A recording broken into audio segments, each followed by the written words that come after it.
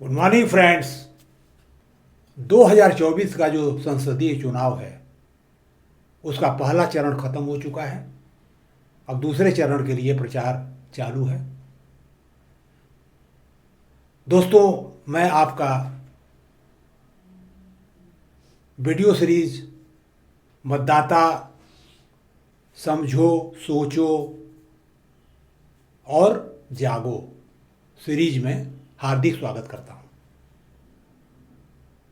पिछले एपिसोड में हमने आपसे चर्चा की थी कि क्या मोदी जी अडानी जी की मदद कर रहे हैं, पूंजीवाद होता क्या है, आपको मतदाता के रूप में क्या करना है। आज मैं एक दूसरे मुद्दे पे आपसे चर्चा करना चाह रहा हूं।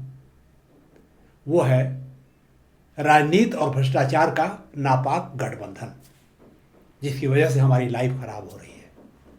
एक मतदाता के रूप में आपका क्या रोल है, इसलिए आपको ये समझना बहुत ज़रूरी है कि ये गठबंधन क्या है, किस तरह का है, इससे क्या फायदे और नुकसान हो रहे हैं आपको। दोस्तों, मैं हूँ रामचंद्राय और आप देख रहे हैं प्रयास विकल्प, एक ऐसा चैनल जो आपकी पर्सनालिटी को मजबूत बनाता है, जीवन जीने की नया कला सिखाता है। आज मैं राजनीति और जो भ्रष्टाचार है, जो उसका गठजोड़ है, गठबंधन है, उस पर चर्चा करूंगा। आपको बताऊंगा भ्रष्टाचार क्या होता है, भारत की वर्तमान स्थिति क्या है इस मामले में, इसके कितने तरह का ये होता है, इसके पीछे के कारण क्या क्या होते हैं, इसका क्या क्या दुष्परिणाम होता है, कौन कौन इसमें प्लेयर होते हैं और कैसे इसको कम किया जा सकता है, उसकी में आपकी क्या भूमिका होगी। इसलिए आज की वीडियो को अंत तक देखिए ताकि आप एक मतदाता के रूप में सही निर्णय ले सकें। दोस्तों, भ्रष्टाचार का मतलब होता है अपने अधिकारों को, जो किसी काम के लिए आपको दिए गए हैं, उसका दुरुपयोग अपने निजी फायदे के लिए करना या अपने स्वार्थ के लिए भ्रष्टाचार करना, इसको भ्रष्टाचरण बोलते हैं। अगर भारत की स्थिति की हम बात करें तो आपको मालूम होगा ट्रांसपेरेंटली इंटरनेशनल एक एनजीओ है जिसकी स्थापना 1993 में हुई और इसका जो मुख्यालय है बर्लिन में है, जर्मनी के स्थित है। इसने 1995 में करप्शन परसेप्शन इंडेक्स निकालना शुरू किया, जिसमें विभिन्न देशों की रैंकिंग करता है स्कोर के बेस पर। कुछ एक्सपर्ट्स की राय लेता है, कुछ जनता की राय लेता है, उसके आधार पर स्कोरिंग की जाती है जो 0 से लेकर 100 के बीच में हो सकती है, और उस स्कोर के आधार पर इंटर से रैंकिंग करता है देशों की। उदाहरण के तौर पे अभी उसकी जो लेटेस्ट रिपोर्ट है जनवरी 2024 की है, जो पिछले साल के लिए है, यानी वर्ष 2023 के लिए है, उसके अनुसार डेनमार्क ने 90 अंक प्राप्त किया 100 में से और वो पहले स्थान पर है, यानी सबसे कम करप्ट देश है वो। और सोमालिया जो अफ्रीका में है केवल 11 अंक पाया और बॉटम में है, 180 रैंक है उसकी, क्योंकि 180 देशों ने भाग लिया है इसमें। अपने देश की अगर बात करें तो हमारा जो स्कोर है 39 है और रैंक हमारा 93 है। काफ़ी पहले हमारा रैंक 85 हुआ करता था, आज वो 93 हो गया, यानी डिटोरिएशन हुआ है। अगर हम अपने पड़ोसियों की बात करें तो एक भूटान ऐसा देश है जो सबसे कम भ्रष्ट है, क्योंकि उसकी रैंकिंग 26 है, 26 है। उसके बाद चाइना का नंबर आता है, वो 76 पर है। उसके बाद नेपाल का नंबर आता है, वो 108 पर है। फिर पाकिस्तान का नंबर आता है, 133 पर है। बांग्लादेश 149 पर है और बर्मा 162 पर है। यानी चाइना और भूटान को छोड़ दीजिए तो बाकी सब देश हमसे ज़्यादा करप्ट है। तो करप्शन की हालत ये है हमारे रीजन में। अगर विश्व की बात हम करें तो पहली बात है कि ये जो करप्शन इंडेक्स है, इसका मकसद केवल यह है कि देशों को शर्मसार करो, थोड़ा लज्जा आए और अपने सुधार लाएं। एक तो इसका उद्देश्य है, उनके लिए प्रेरित करिए, उनको सजेशन दीजिए अपने। देखा यह जा रहा है कि पूरे विश्व में भ्रष्टाचार कम ना होकर के बढ़ता ही जा रहा है। आज स्थिति है कि 2/3 देश पूरे विश्व के, यानी 180 में से 2/3 देशों की जो स्कोर है वो 50 से कम है, 100 में 50 से भी कम है। यानी इन देशों में भ्रष्टाचार एक बहुत बड़ा मसला बन चुका है, बहुत बड़ी प्रॉब्लम बन चुका है, लोगों की लाइफ को सीधे अफेक्ट कर रहा है। और हमारा देश उसमें आता है क्योंकि हमारा 39 रैंक है। दूसरे नंबर पर यह देखा गया है कि 1/3 देश ऐसे हैं, करीब 23 देश ऐसे हैं जो अपने लोएस्ट स्तर पे स्कोर पे हैं, उनकी हालत बहुत ही खराब है, जिसमें सोमालिया भी आता है।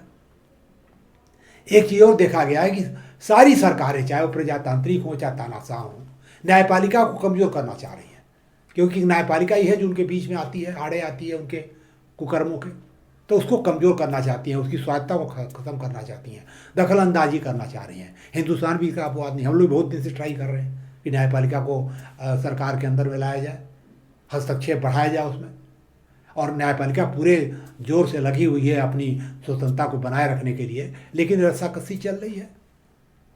लोग कहते हैं कि हम पब्लिक के रिप्रेजेंटेटिव हैं, हमारा पब्लिक की इच्छा को हम प्रदर्शित कर रहे हैं, इसलिए हमको न्यायपालिका में दखलदारी का हक है।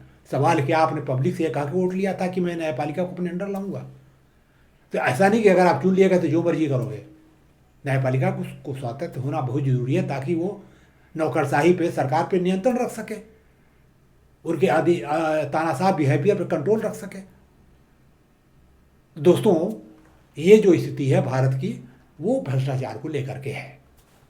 अब सवाल यह है कि भ्रष्टाचार जो है का आकार क्या है, कितना बड़ा पैसा इन्वॉल्व है इसके अंदर। तो जहाँ तक सरकारी खजाने की बात है, केंद्र सरकार का जो बजट है 45 लाख करोड़ का है, और सारे जो स्टेट और यूनियन टेरिटरी को मिला दें तो 60 लाख के करीब है, यानी 105 लाख करोड़ का बजट है। उसमें से ब्याज और सैलरी पे करीब 40% चला जाता है, यानी 42 लाख करोड़ चला गया, जिसमें से भ्रष्टाचार नहीं हो सकता, आपको देना ही पड़ेगा। बाकी करीब 63 लाख करोड़ जो है उसमें से क्षरण पॉसिबल है। अगर हमें मान लें कि 20% भी इसमें से लीकेज हो जा रहा है भ्रष्टाचार की वजह से, तो 12 लाख करोड़ से ज़्यादा पैसा हमारा खत्म हो जा रहा है इसमें भ्रष्ट आचरण की वजह से। इसके बाद जो भ्रष्टाचार है वो निजी स्तर पे भी होता है, एक आदमी दूसरे आदमी से लेता है, सरकार का खजाना इन्वॉल्व नहीं है। वो भी करीब अगर मान ले तो वो भी 9 लाख करोड़ से कम नहीं है अंदाजन, 20% अगर माने उसको। तीसरे तरह का जो भ्रष्टाचार हो रहा है, कर चोरी हो रही है, कर सरकार को नहीं मिलता है। अगर वो 20% हम माने पूरे टैक्स का कि क्षरण हो रहा है, तो करीब 34 लाख करोड़ के करीब बजट है सेंट्रल गवर्नमेंट का जो टैक्स कलेक्शन है, और स्टेट का भी कुछ है, सब मिला करके आप समझिए कि 9 लाख करोड़ ये भी होता है। तो अगर आप सारे जोड़ देंगे तो करीब 30 लाख करोड़ के करीब ऐसा पैसा है जो भ्रष्टाचार की वजह से अफेक्ट हो रहा है। अगर ये 30 लाख करोड़ हमारा बच जाए, भ्रष्टाचार पे हम कंट्रोल कर लें, तो निश्चित रूप से हम लोगों को निःशुल्क शिक्षा दे पाएंगे, स्वास्थ्य दे पाएंगे, और चुनाव का पूरा खर्चा सरकार उठा पाएगी, कैंडिडेट को खर्चा नहीं करना पड़ेगा। तो दोस्तों, ये हालत है इसका जो क्वांटिटी है, जो मात्रा है। अब सवाल है, आप पूछो भ्रष्टाचार कितने तरह का हो सकता है, तो 2 तरह का, पर्सनल और सरकारी। पर्सनल लेवल का जो भ्रष्टाचार है वो पर्सनल लेवल पे होता है, एक आदमी दूसरे को पैसा देता है। जैसे मान लीजिए सरकारी नौकरी आपको लेनी है, नौकरियां कम है, डिमांड ज़्यादा है, बेरोजगारी है, तो आप पैसा दे के नौकरी खरीदते हो, तो जो नौकरी देता है वो पैसा लेता है और आप पैसा देते हो। ये पर्सनल लेवल पे एक्सचेंज हुआ। आप रेलवे में रिजर्वेशन चाहिए, टिकट नहीं मिल रहा, आपको पैसा दे के आपने सीट आरक्षित करा ली किसी को करके। उसी तरीके से आप कोई काम जल्दी कराना चाह रहे हैं अपना, जो कि लेजिटिमेट है, लेकिन जल्दी कराने के लिए आप पैसा दे रहे हो और अधिकारी पैसा लेकर उसको जल्दी कर देता है। हो सकता है आप गलत काम कराना चाह रहे हो अपने स्वार्थ बस, उसके लिए पैसा देने होता है, पैसा लेता है, गलत काम कर देता है, या पैसा लेकर के आंख बंद कर लेता है, गलत काम कर लीजिए, वो बोलता नहीं है। जैसे किसी धर्म चाहिए, इंक्रोचमेंट होता रहता है सरकारी ज़मीनों का, जो प्रॉपर्टी बनती है, धीरे धीरे मॉल भी बन जाते हैं, और अधिकारी सोते रहते हैं कि ना, बिना पैसे के नहीं सोते, पैसा लेके सोते हैं वो। तो ये पर्सनल लेवल का भ्रष्टाचार हो गया। कई और उदाहरण मैं दे सकता हूँ, लेकिन उदाहरण के तौर पे 2-3 हमने बताया आपको। अगर सरकारी खजाने की हम बात करें तो जितने ठेके पट्टे होते हैं, पैसा लेकर के ऊंची दरों पे खर्च वाले टेंडर दिए जाते हैं और कम रेट पे आय वाले दिए जाते हैं, जिससे सरकारी खजाने को नुकसान होता है, और उसमें जो ऑफिसर इन्वॉल्व हैं, जो पॉलिटिकल लीडर, उनको पैसा मिलता है। उदाहरण के तौर पे किसी ठेकेदार को बुलाया किसी ने, बोला भाई बताओ कितना पैसा इसमें लगेगा, एस्टिमेट बताओ। उसने बोला 100 करोड़। बोला देखो अगर क्वालिटी ख़राब हुई तो टांग देंगे तुमको, दोबारा बना के लाओ। बना के लाए, बोला साहब 125 करोड़ लगेगा। अब बोला कि ऐसा करो, इसको 150 करोड़ करके एस्टिमेट दे दो, हम पास करा देंगे। 25 करोड़ हमको दे देना तुम, चाहे डोनेशन के रूप में, चाहे हमको डायरेक्ट इधर उधर से। तो सवाल है कि जो 125 करोड़ का प्रोजेक्ट था वो बना 150 में। कास्ट बढ़ गई प्रोजेक्ट की, इकनॉमिक्स खराब होगी, सब कुछ होगा। तो इस तरह का भ्रष्टाचार जो है सरकारी खजाने से होता है। तो ये बहुत बड़ा एक मुद्दा है। और इसके बाद तीसरे तरह का जो हमने बताया कि कर की चोरी, लोग पैसे ही नहीं देते हैं। तो ये तरह तरह के भ्रष्टाचार के कई प्रकार हो सकते हैं। अब सवाल है कि ये कहाँ कहाँ भ्रष्टाचार होता है, क्या स्थान है इसके। सरकारी दफ्तरों में होता है, व्यवसायियों के पास होता है, इसके बाद आपका न्यायालय के अंदर भी घुस गए आप तो वहाँ भी पैसा चल रहा है। तो जो भी ऐसे पब्लिक डीलिंग के प्लेसेज हैं वहाँ भ्रष्टाचार होता है। कौन इसमें सहायक होता है, कौन इसको इनकरेज करता है? चार्टर्ड अकाउंटेंट गलत ऑडिट करते हैं, फर्जी वाउचर्स को सही बताते हैं। तो एक तो ये है वकील हुए, उनको किसी भी हालत में आपको बचाना है, आप भ्रष्ट हो चाहे ईमानदार हो, उससे कोई मतलब नहीं है। इसके बाद जो है जो बेईमान जो उद्यमी हैं जिनकी इंटीग्रिटी डाउटफुल है, आप विजय मल्ल्या का नाम जानते होंगे, कितने हज़ार करोड़ रुपया लेके भाग गया और सबसे मिलजुल के पॉलिटिकल लीडर के सहयोग से भागा वो। बैंक जानते थे वो कर क्या रहा है, पैसा कर्ज लेता था और पार्टी देता था, बैंक को पता नहीं था। बैंक में जो लोग पोस्टेड है क्या वो उनकी इंटेलिजेंस कम है, लेकिन नहीं, पैसा लेकर के उन्होंने नजरअंदाज किया। उसको कोई लोन नहीं दे रहा था, पैसे के बल पे लोन लिया उसने। सुब्रत राय सहारा का नाम आप जानते हैं कि उन्होंने डिपॉजिटर के 24,000 करोड़ रुपए नहीं लौटाए थे, जेल जाना पड़ा। और जिन बच्चों के लिए उन्होंने 500 करोड़ की बैडिंग की, वो बच्चे उनके मरने के बाद उनके चिता में आग देने भी नहीं आए, पोते ने आग दिया। इसके बाद आप नीरव मोदी का नाम जानते हैं, कितना बड़ा घोटाला करके भाग गया। चोकसी का नाम जानते हैं। लिस्ट बहुत लंबी है, मैं अगर लेने लगूंगा तो बहुत लंबी हो जाएगी। तो सवाल है कि ये लोग हैं जो कि इसमें कंट्रीब्यूट करते हैं। सरकारी अधिकारी को पूछना नहीं है, पावर उसके पास है, उसको मिसयूज करके पैसा कमाता है, बहुत बड़ा प्लेयर है। और खास जनता खुद ही उसमें प्ले करती है अपने स्वार्थ बस। तो ये लोग इसमें सहभागी बनते हैं। दोस्तों, जहां तक प्रभाव का सवाल है, इसका पहला प्रभाव यह है कि आम जनता का विश्वास सरकारी तंत्र के ऊपर से उठ जाता है, उस पर उसका विश्वास नहीं रह जाता है। दूसरी चीज, जो प्रजातांत्रिक व्यवस्था अगर है तो पूरी तरह प्रदूषित हो जाती है और प्रभावी हो जाती है, दिखावटी बन के रह जाती है, दिखावा मात्र रह जाता है। तीसरी चीज जो है, जो आर्थिक विकास की गति है वो काफी धीमी हो जाती है। एक अनुमान के अनुसार करीब 1.5% जीडीपी गिर जाता है ग्रोथ उसकी, अगर भ्रष्टाचार है तो।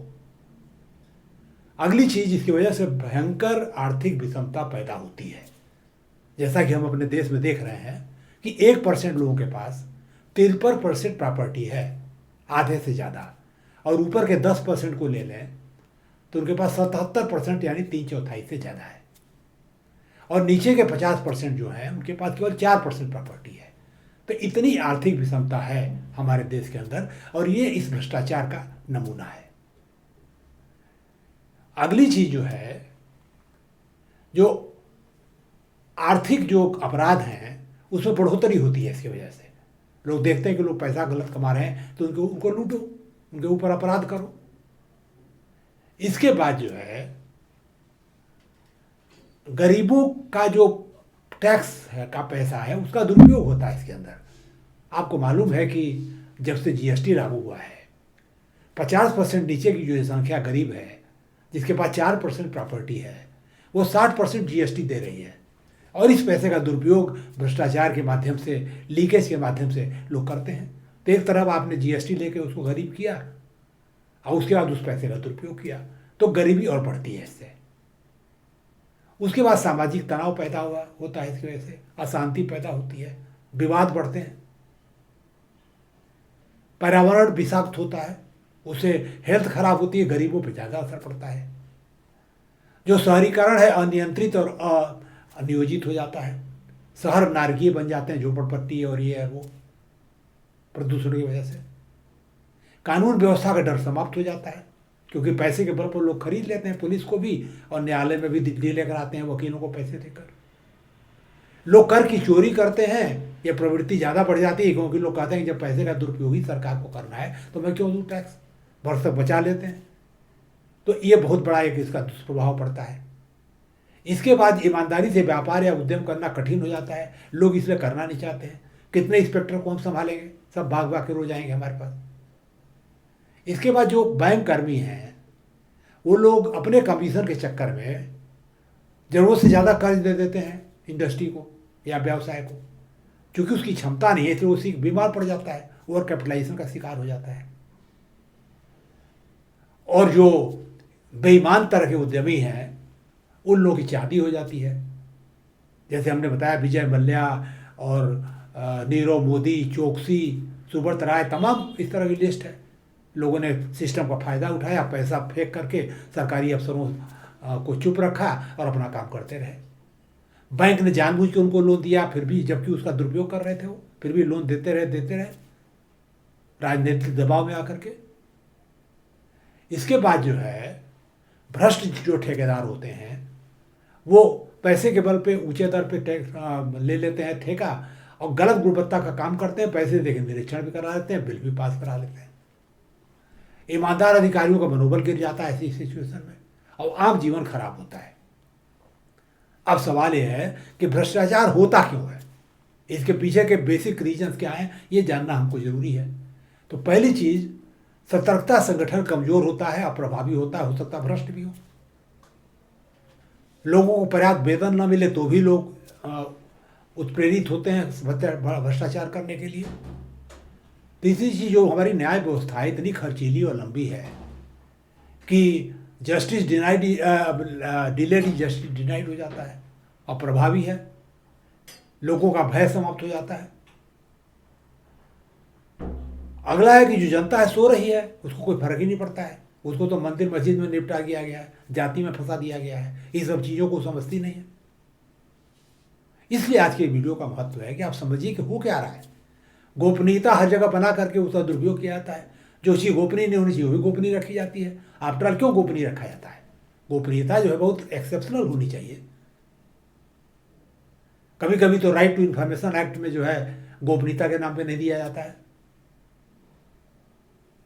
इसके बाद जो है जो जांच एजेंसियां हैं वो स्वायत्त नहीं है, सरकारी हस्तक्षेप होता है, सरकार के हाथ की कठपुतली बनी हुई है, जो सरकार कहेगी वही करेंगे, तो उनकी जो विश्वसनीयता भी खत्म होती है।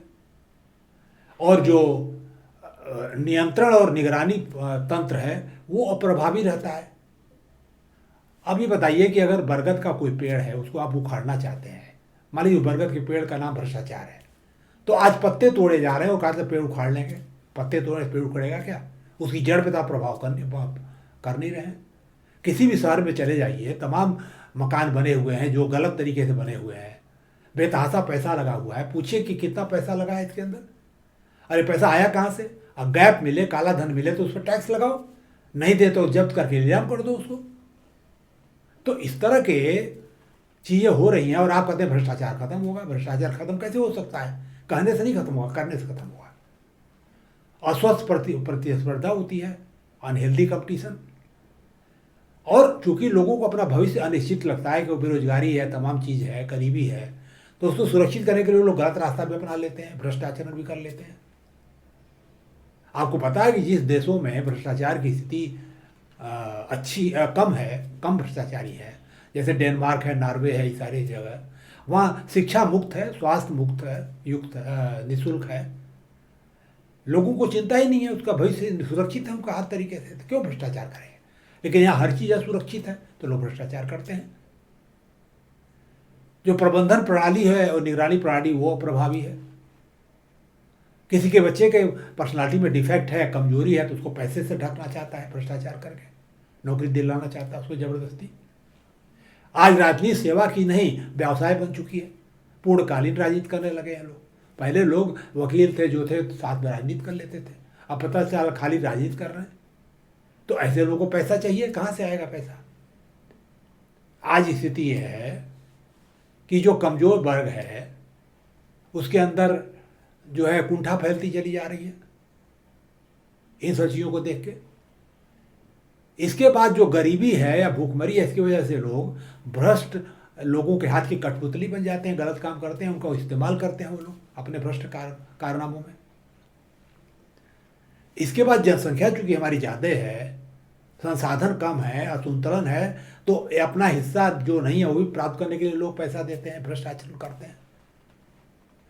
अगली बात यह है कि जो अधिकारी हैं, ठेकेदार हैं और राजनेता हैं, इनकी तिगड़ी बन गई है। अब पवित्र गठबंधन है, ये मिलकर के देश को लूट रहे हैं। अगला जो सबसे इंपॉर्टेंट कारण इसका है कि किसी भी सेवा को देने का निश्चित समय नहीं निर्धारित किया गया है, सिटीजन चार्टर नहीं है, और अगर कोई उल्लंघन करता सजा का प्राविधान नहीं है और सजा जल्दी मिलती नहीं है। तो इन सब की वजह से भ्रष्टाचार बढ़ता है, काला धन बढ़ता है। अब सवाल है कि इसको कैसे अब नियंत्रित करेंगे। सबसे इंपॉर्टेंट पार्ट है वीडियो का, एज ए मतदाता वोटर के रूप में आपको इस चीज़ को जानना चाहिए कि पहली बात, आप इसी के लिए इंसिस्ट करिए कि जो भी सेवा सरकार देती है उसका समय निर्धारित करें, उसमें शिकायत आप करें, उसका निस्तारण भी शामिल है, और जब कभी कोई उल्लंघन करे अधिकारी उसको कड़ी सजा दीजिए और तुरंत दीजिए, जनता को पता चलेगा क्या हुआ। अगली चीज़ जो है कि एफआईआर का पावर या कोई शिकायत दर्ज करने का पावर उस एजेंसी के पास नहीं होना चाहिए, निस्तारण करेगी उसका। पुलिस के पास नहीं होना चाहिए, किसी और एजेंसी को दो, मजिस्ट्रेट को दो। आज पुलिस क्या करती है, एफआईआर ही नहीं लेती है और कहती है क्राइम कम हो रहा है। एफआईआर कोई लूज कर सकता है, बाद में वो ट्रांसफर करिए, पुलिस इन्वेस्टिगेट करके रिपोर्ट देगी। तो ये सेपरेशन बहुत जरूरी है, एफआईआर अलग, इन्वेस्टिगेशन अलग, एक साथ होने से मैनिपुलेशन हो रहा है। टैक्स का इस वसूली 100% होनी चाहिए, कोई भी कोताही नहीं, और देखना चाहिए कोई छूटे नहीं, ताकि सरकार का पैसा है उसका सही उपयोग हो सके। उसके बाद जो भी, जैसे हमने बताया कि शहर में आप किसी भी चले जाइए, कस्बे में बड़े बड़े आलीशान मकान हैं, सरकार उसका आकलन कराए कितने में बने होंगे उस समय जब बने थे, और पूछे कि कहाँ से पैसा लाया, टैक्स दिए उस पर कि नहीं दिए। अगर नहीं दिए तो काला धन है, उस पर टैक्स लगाइए, पेनाल्टी लगाइए, ना दे तो उसको जब्त करके नीलाम कर लीजिए, देखिए इतना पैसा आ जाएगा कि सारा काम आप कर सकते हो बिना किसी प्रॉब्लम के। अब सवाल यह है कि अगला ये काम है कि पब्लिक को जागरूक होना पड़ेगा।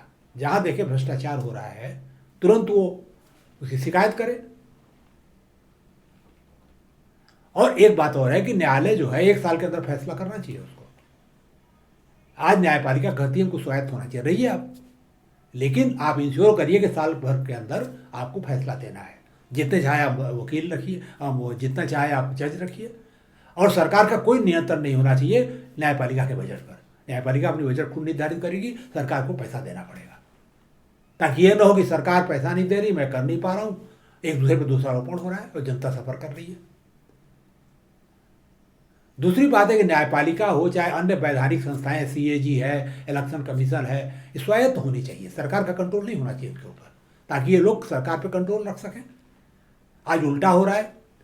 आज इलेक्शन कमीशन का जो रिक्रूटमेंट रूल बनाया गया है उसमें 3 में से 2 लोग सरकार के हैं और 1 आदमी विपक्ष का है, तो ये कौन सी कमेटी है भाई? इसमें स्वायत्तता कहाँ से आएगी?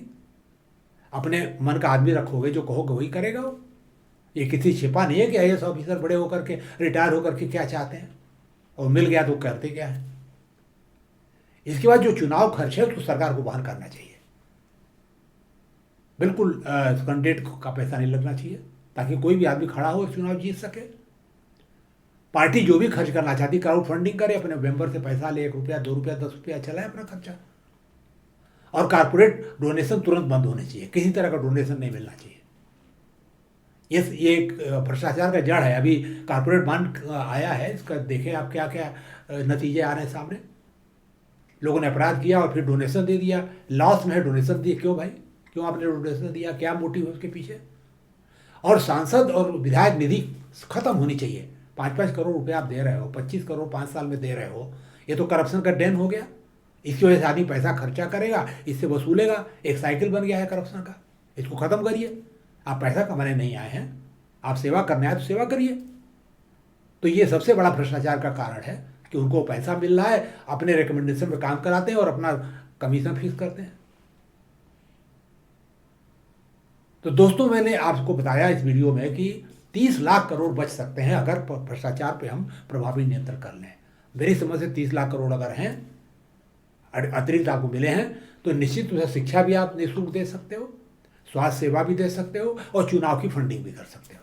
तो 5 साल में चुनाव होगा, हर साल 30 लाख करोड़ बचेंगे आपके।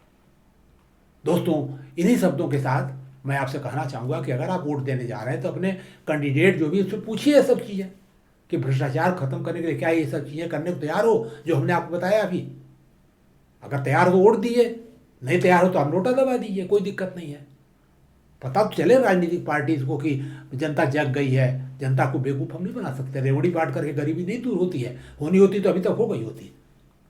आरक्षण का वही हाल है, जब तक आप ईमानदारी से लागू नहीं करोगे, सही तरीके से लागू नहीं करोगे, उसका रिजल्ट नहीं मिलने वाला आपको। दोस्तों, अगला जो हमारा वीडियो आने वाला है वो मैं न्यायपालिका के ऊपर लाने वाला हूँ कि न्यायपालिका किस तरह के काम कर रही है, क्या अपना ऑब्जेक्टिव वो मीट आउट कर रही है, क्या प्रॉब्लम्स है, उसका क्या सोल्यूशन है। एज ए मतदाता आप क्या पूछोगे अपने जनप्रतिनिधियों से जब वोट मांगने आते हैं। तब तक के लिए मैं आपसे विदा चाहूँगा, लेकिन आपसे निवेदन करूँगा कि हमेशा अच्छा पढ़िए, सुनिए और देखिए, ताकि आपके अंदर अच्छी सूचना जाए, आप बेहतर बने, आपका व्यक्तित्व बेहतर बने और सफलता का चांस बेहतर हो।